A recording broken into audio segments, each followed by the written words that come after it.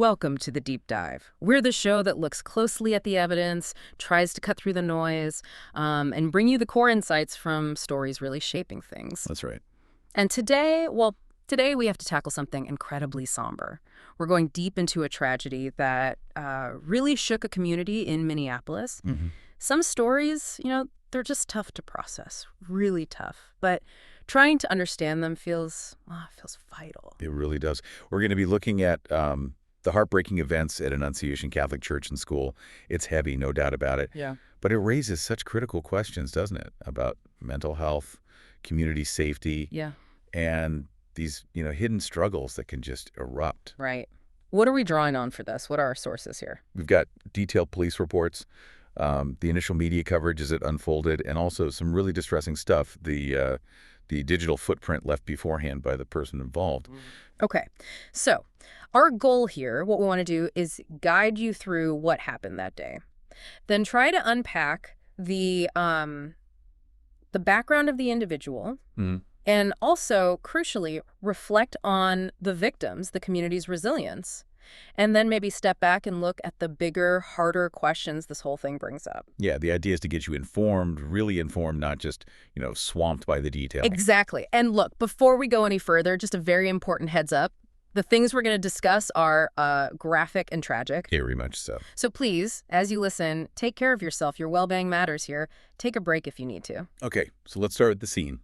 That morning. Right. It was a Wednesday, seemed like any other. Families were arriving at Annunciation Catholic Church and School there in Minneapolis. Kids were inside for morning mass. Mm-hmm. A quiet, reflective part of the week for that community. It's supposed to be a sanctuary, right? A safe place for worship, for school. And that feeling of safety, it was just obliterated instantly. Our sources confirm a shooter started firing inside the church. That place of worship became, a scene of just unimaginable horror. The immediate aftermath. Yeah. It's just devastating. It is. 2 children, just 8 and 10 years old, gone. Oh, God. And then 14 other kids were hurt. Plus 3 adults.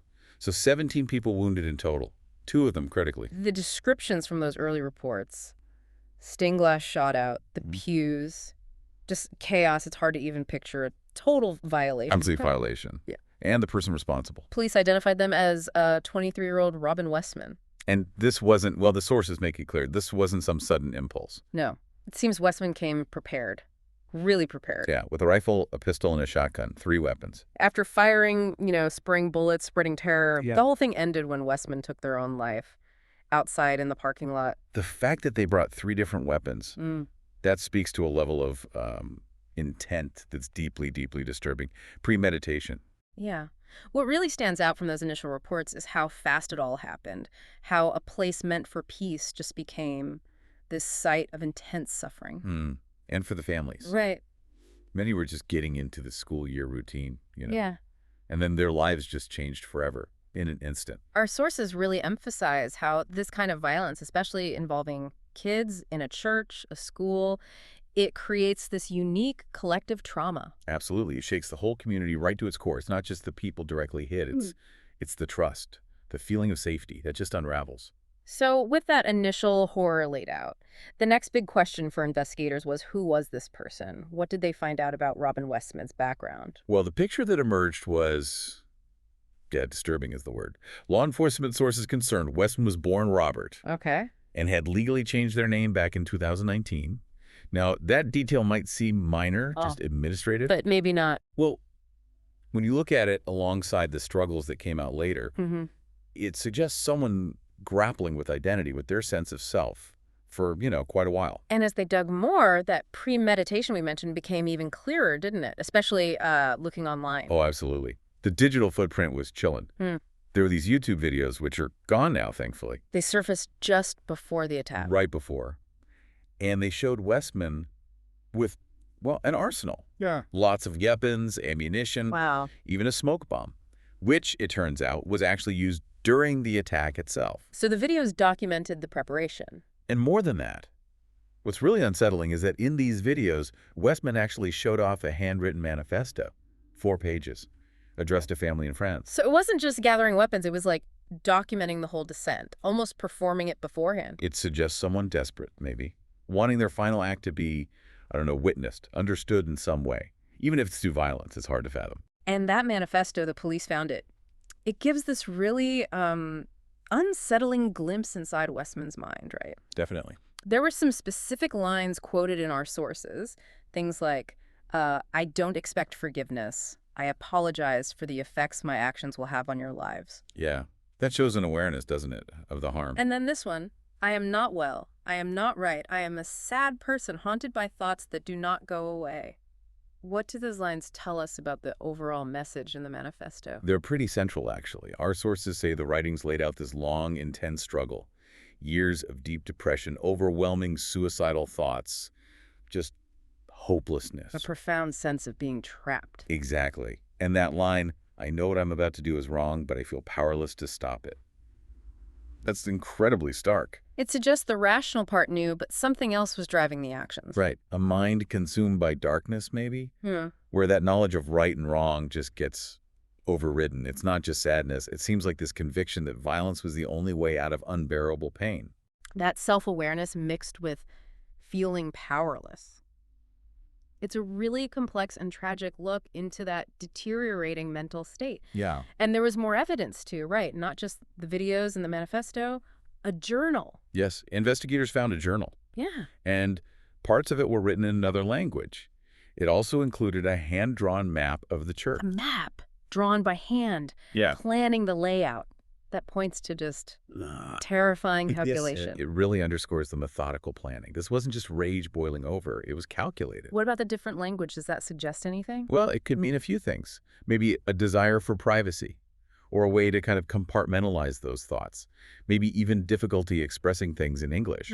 Our sources suggest that detail often points to someone who's become very isolated, building their own complex inner world they can't or won't really share. It paints this picture of a young person just spiraling, seemingly cut off. Harrowing picture, yeah. It just makes you ask, how does that internal private struggle explode outward like this? How does it become public devastation? It's a leap that's hard for most people to grasp. It is. And while understanding the perpetrator is, part of the puzzle, the focus has to shift back, rightly so, to the victims, to the community. Absolutely. Those two children, their whole lives just gone. And the others, 14 kids, 3 adults. They're facing physical recovery, yes, but also the psychological scars, the trauma, the anxiety that can last forever. Our sources really highlight that, the loss of innocence. The human cost is just immense, and it's ongoing. It is. Now, the Annunciation community reports called it really tight-knit. Yeah. How did they react in the immediate aftermath? What did our sources show? The response was immediate and powerful. You saw teachers, parents, church members just gathering, holding vigils. The school gates became this kind of memorial, covered in flowers, candles, notes, prayers, messages of support. That visible outpouring of grief. It's important, isn't it? Our sources suggest it's a vital way to cope. It wasn't just people mourning alone. It was the community saying, we're together in this. Finding strength in that shared sorrow, even amidst such horror. It shows how strong those bonds were. And the voices of the parents. Some of the quotes are just heartbreaking. They really are. One parent called it a nightmare you never expect to wake up into. That just captures the shock, the disbelief. Another said, our kids should feel safe in school. Today they didn't. That hits hard too. It speaks to that fundamental need for safety, right? Especially for kids, in schools, in places of worship. Absolutely, those quotes. They're personal grief, yes, but they tap into this wider anxiety we all feel. It's a massive breach of trust. Yeah. When kids don't feel safe at school or at church, Right. It attacks the very idea of a safe space, a sanctuary. Right. And our sources indicate these events don't just affect those directly there. The fear ripples out. It makes everyone question if any place is truly safe anymore. It raises huge questions about how a community rebuilds. Not just the building, but that sense of security. Exactly. Rebuilding trust, rebuilding that feeling of safety. That's a long road. But amidst all that grief, there was also a swift response from support networks. Yes, that was remarkable. Local leaders, counselors, different faith groups, they stepped up right away. Nearby churches opened their doors, just creating spaces for people to come together and heal. That immediate action, what does it tell us about community resilience? It says a lot, I think. When tragedy strikes, there's often this almost instinctual drive to connect, to help each other. And our sources stressed how crucial that rapid response was. offering emotional support, spiritual comfort, but also just practical help. Those safe spaces let people start processing the trauma together. It shows that even in the absolute darkest times, that human connection, that desire to support each other, it's incredibly powerful. It offers a way forward. It does. So inevitably, an event like this pushes the conversation wider, doesn't it, towards these bigger societal issues. Yeah, you can't avoid it. Mental health, access to weapons, and the really tough one, Wow. how do we stop these things from happening? Exactly. And what's so clear from Westman's own writings is this wasn't sudden. It was years of struggle, depression, suicidal thoughts, documented. Right. It wasn't out of the blue. No. So the critical question becomes how? How did those deep internal battles turn outward into such devastating violence against others? That's the connection that's so hard to understand and maybe prevent. It is. And it highlights this huge societal challenge, right? How do we spot the signs? How do we intervene effectively when someone's inner pain might become a threat? It's complex. Experts debate this constantly. This case is just a terribly stark example. And the investigation is still ongoing, right? Authorities are putting together the full picture. Yes, very diligently. They're looking at everything, the online activity, the planning phase, the attack itself. The FBI confirmed Westman's identity, and they're still reviewing all the evidence, the manifesto, the journal, everything. It's vital work, not just for this case, but hopefully to learn things that could help prevent future tragedies. And we need to be really clear here why we're doing this deep dive. Yeah. It's not about assigning blame. No. It's about trying to understand. It's about promoting healing, if possible. And, most importantly, remembering the lives lost, the lives changed forever, learning what we can, even from the hardest circumstances. So we hope this encourages you, the listener, to think about your own role in facing these complex issues and how important it is to think critically when so many factors are involved. As we wrap this up, our thoughts are really with the families. Their grief is profound.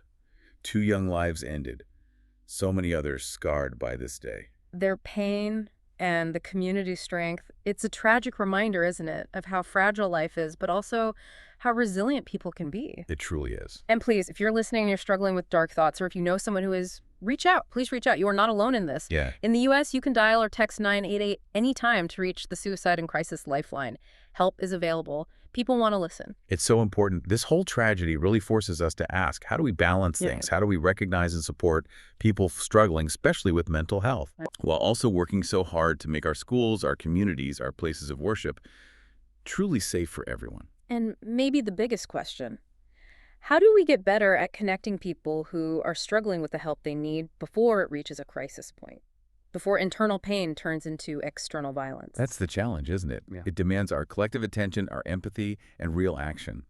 We have to work towards building a world that's safer, more supportive, and more compassionate.